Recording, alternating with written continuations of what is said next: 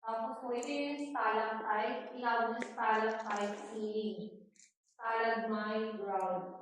But 1,000 or millions ago, nagiging yung stalactite, saka stalagmite, nagiging column. Ito yung first image, yung Pieta. Ito yung pinaka-shape ng mukha ni Mary.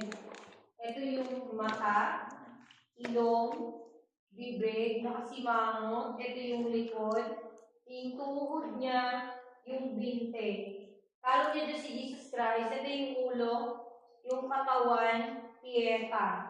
Yan yung namatay si Jesus Christ nung binabasa sa cross. Pwede pa tutukod sa mukha ni Mama. Ang sabi ko,